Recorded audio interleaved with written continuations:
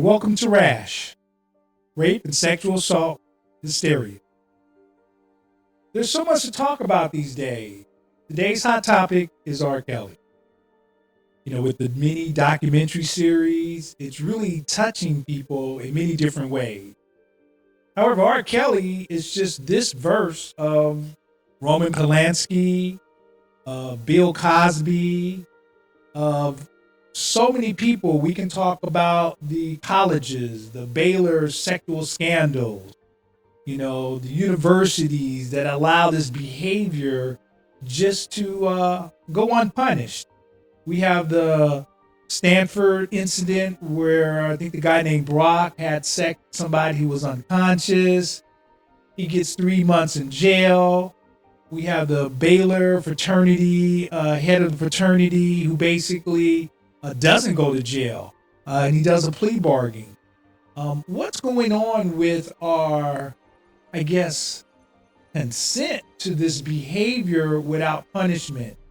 Do we not realize, or are we even thinking about the ramifications that the victims or the survivors, I don't really like to use survivors, but what they're going through and how it affects their lives?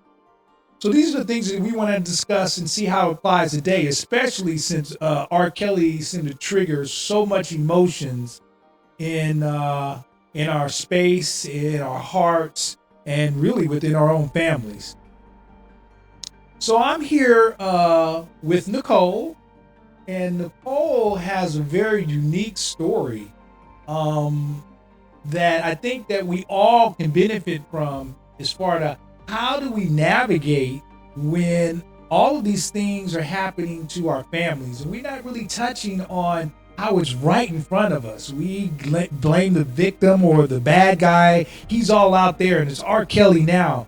But what's happening to RKelly and what's happening to our society is that this behavior is going unchecked. And that's my opinion. And so let's discuss that. And how are you today, Nicole? Doing very good. Excited about Okay, all right. Yeah, I've known you for many, many years, and this is a lot of things I just never knew. But when I started to listen to your story, it's just things start to fit. Like the first thing you told me is that you're the only girl in the family. Yeah, like I grew up around all boy cousins. Yeah, like sick, the one, and give me a little bit more insight on that, please. Well, I'm an only child between my mom and my dad, and I grew up with my siblings, so like my aunt's kids, and we all used to be like at my grandmother's. So that's kind of the setting. Was grandmother, there was my aunt's family in there with her husband, and then 4 boys, and then me being the only girl that was around. So that was what I grew up with. Were you the youngest? I was the second. Okay, okay. So now, some of your earlier experience with your cousins, you said, this happened very early in your life. Yeah, being what they call it, the kissing cousins. It's funny, I didn't ever look at what happened with my cousins as far as them touching on me and humping on me. I never looked at it as molestation, but that's what it is. I used to use the term kissing cousins, but that happening to me at such a young age, starting at 4, that has an effect as to how I show up now as a woman in my sexual relationships with men, just in my sexual nature and the way that it is a little hyper because I've been being sexualized at a very early age, like even to the point to I know my body better than the average woman because I've been sexual for so long. You know what I mean? So even that comes into play. And even how I ended up in a relationship with a cousin because I was being molested by my cousins at such an early age. And me making that decision to do that as a older teen, I justified it by saying, this has been going on with me. This has been happening. Mm-hmm. Nobody ever said anything. So how's somebody going to say something to me now? That was how I felt at that age. Would I feel that way now? No. But at 18, it wasn't a big gap from me being molested from 4 to 16. And then from 16 to 18 to say, this is okay. Mm-hmm. Now, you say you see it showing up in, your relationship today. How so? Meaning like in my early 20s, feeling like I had to be sexual very early on, even though I didn't necessarily want to. Maybe saying like, let's say if I wanted to wait 2 to 3 months, I may do it still within that person. Even though I'm not being pressured, I'm just feeling like I have to for the person to like me. Mm-hmm. Because with my cousins growing up, it was, if I didn't let them touch me, if I didn't let them do anything to me, well, you can't play with us. You can't play with our toys. We're going to beat you up. We're going to tease you. Like, all of that. That was, you know what I mean? Like, that's literally what I grew up in. That peer group. Yes. So I still always kind of had this feeling of pressure around it. Even being molested up to the age of 16 when I had two 20-year-old guys going down on me between that 14 and 16.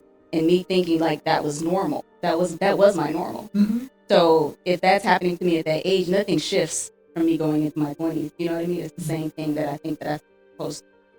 Well, isn't it kind of normal for 14 to 16-year-olds in some cases to date, late teens and 20 years old? I mean, I remember that, like, young guys coming to our high school, and getting with the, 15 and 16-year-olds.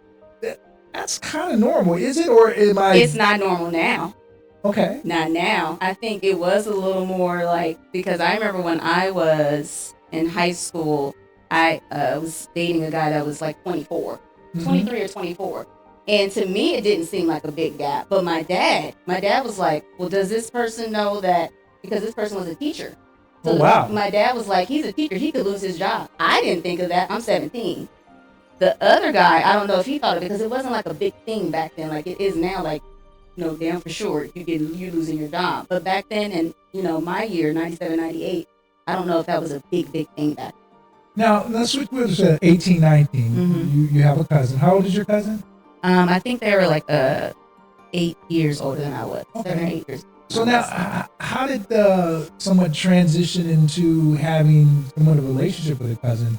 How did that start? So it was the flirting. So like my cousin flirting with me saying, hey, you look good, stuff like that. And that was new for me. I was a tomboy my entire life, because again, I grew up with all boys. So I literally probably didn't start dressing like a girl till like the very end of my senior year, but after I graduated high school.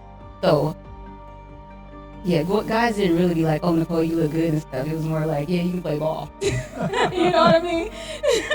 Or you cute, but it ain't like cute, not like that just yet. Like I was just stepping into that. So being complimented made me feel good. He'd be like, oh, you want to drive my car? You know what I mean? You had a nice car, and I'd be feeling good about that. That kind of standing out to me. So it was attention that I hadn't been receiving from other people in that way, like on a regular basis anyway. Also, I was living with my grandmother at the time. There was no parental figure around. Mm-hmm. That's another thing that's a factor into how I ended up in that situation too. My last few years of high school, I stayed with my grandmother, and then my first few years of junior college. And so not having a parent figure, me being around all guys, kind of just getting the attention, and feeling like just now stepping into adulthood, like I kind of want to do what I want now. Like I wanted to get out of my grandmother's house. Like we weren't getting along. We were constantly like fighting about something, just rules, and her wanting me to be home. Maybe I wanted to go out or something like that. Mm-hmm. Or because they worry about us. Exactly. They over worry. I stay in my grandmother. Exactly. Yeah. Like my grandmother over worry would have kept me out of that situation if I would have let her. You know what I mean? But I was like, no, I'm leaving. And so yeah, if I would have stayed in that house with her, I wouldn't have been able to be in that situation that I was in. I actually moved out of the house.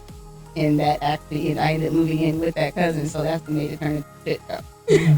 Once that happened, it was like, now you're really in another world. You're not safe anymore. You know what I mean? And there's nobody you can go to. Now you're there. Now I'm in it. Mm-hmm. Yeah. And how long did you live with your cousin? Probably about, I want to say somewhere between 6 months. It wasn't that long. It wasn't that long, no. But it seemed...